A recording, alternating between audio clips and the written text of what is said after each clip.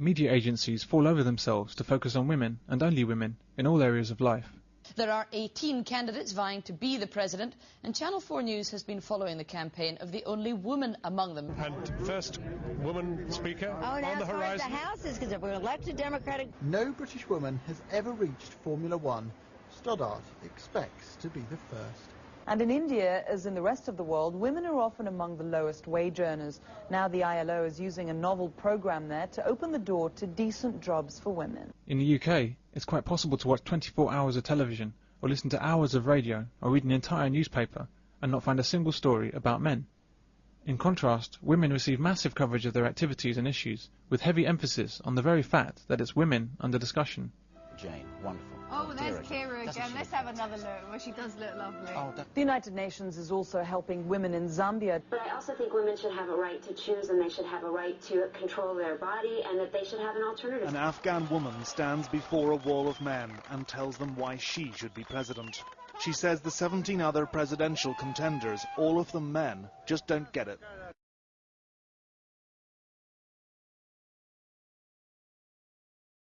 What's it like to be in a city, surrounded by enemy troops, and being told this? The Americans are broadcasting loudspeaker instructions for all women and children to leave Fallujah, and that all men under 45 entering or leaving will be detained.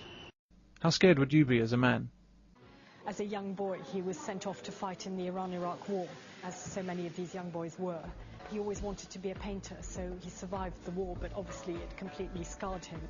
What's it like for a 12-year-old boy in Afghanistan, conscripted into the army and taught how to use a machine gun? Who knows, he might not live to see his 13th birthday.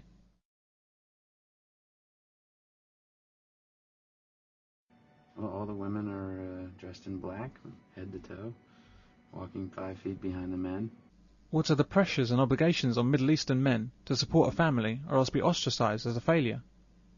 We don't hear much about these stories of men, but here the BBC covers a hugely important issue of whether or not it's demeaning to women to be described as girls instead of women.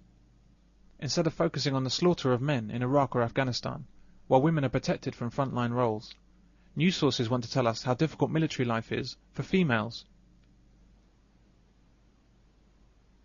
In Bosnia, the civil war has wiped out men so disproportionately that only 30% of the Bosnian population are men. What do the headlines tell us?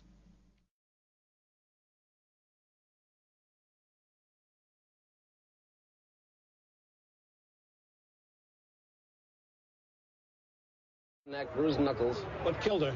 Strangled, I think. Too bad, good-looking girl. Find ID? What does this mean? Too bad, good-looking girl. Her death is more tragic because she's pretty. When a man dies, no policeman would ever say, "Too bad, handsome guy."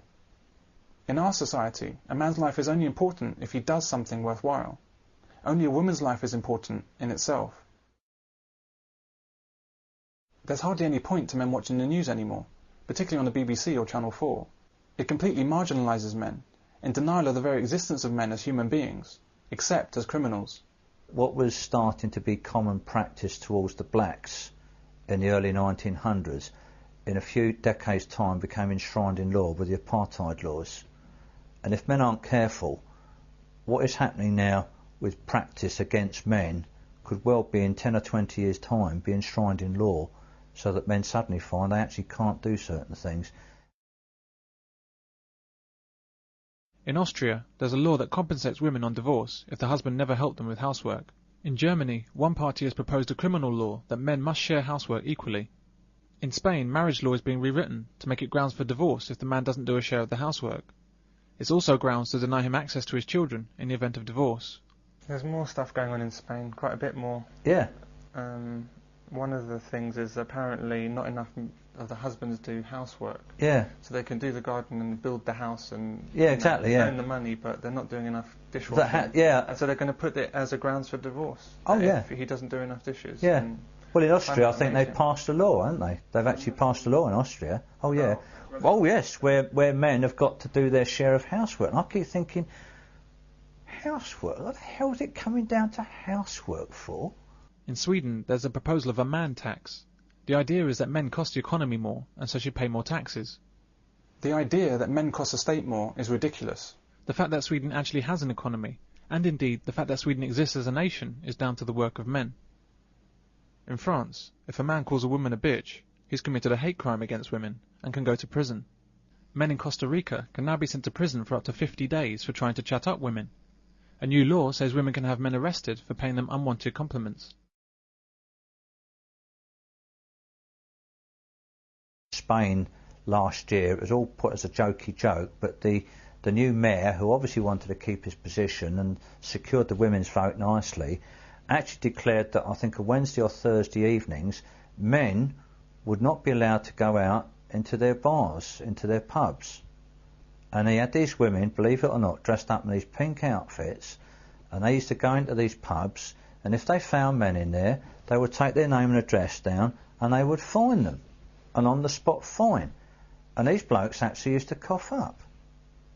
And I looked at that and I thought, if you joked about this 10 or 20, it would have been a joke. It would have been put up as a little sketch, wouldn't it? In a show. And you'd have laughed about it, but that was a reality. And they said that the money collected was going to go towards women that suffer from domestic violence, but only men would have to pay it. So in two hits, they labelled men as the aggressors, and they also demeaned them by telling them they couldn't go out on a Thursday evening. When the tsunami hit Asia in 2004, news sources and charities fell over themselves to emphasise the female cost of the tragedy. Oxfam and others even sought to say that women were affected worse by the disaster. This is typical behaviour by charities in their efforts to extract donations. People care more about women. Rather than draw any attention to the scale of male deaths, or to the enormous numbers of men who risked their own lives to save survivors and who proceeded to reconstruct the area, the news instead wants to tell us that children were vulnerable to men in the resulting confusion.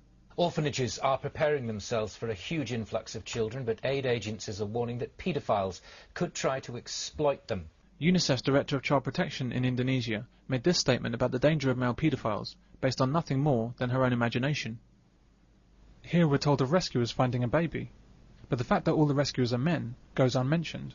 Using sledgehammers and blowtorches, a team of rescuers tried to make a hole in the concrete rubble of a house buried under tons of mud. It seems that we much prefer to imagine crimes that men might do, instead of highlighting the heroism of men in front of our eyes. The misandry in the tsunami coverage is not isolated. It's a common occurrence. Following Hurricane Katrina, thousands of evacuees sheltered in a sports arena.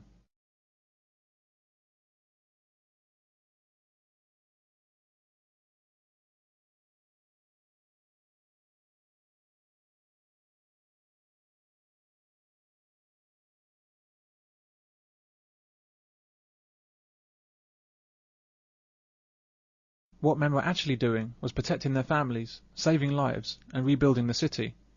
But the news had nothing to say about that. An organised gang of African rapists terrorised the English town of Northampton. Police said that the gang of men had raped 3 women and attempted to abduct 2 others. They issued identikit pictures and plastered Northampton with "Females Be Alert" posters.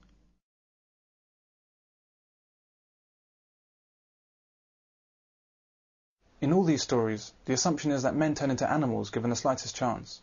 Women's accusations are taken at face value, no matter how outlandish. The headlines are freely published, with no need for evidence, because we've all been primed as a society, over decades, to instantly believe the worst of men, even after story are disproved. Here's Johnny! The media and government endorses these misandrous attitudes, the police in particular. As a result, we're ignoring our instincts and swallowing lie after lie about men. The modern and unspoken sense that all men are violent, abusive thugs, despite the reality of the men in every woman's life, or indeed man's life, their fathers, brothers, uncles, sons and lovers and friends. Every time you turn on the news, I kind of blame the media for what's going on wrong in the world right now, because they kind of just perpetuate stereotypes about people. They don't tell you that's what they're doing. They don't go, hey, this is what you need to think. But they know how people's brains work. What they do, they enforce all this shit, you know? Imagine in the morning opening the paper. Turn on the TV and the first thing on the news? Radio discussion. Of course we know that most women aren't malignant child murderers, but some are. The question is, should those women be the only women we hear about on the news?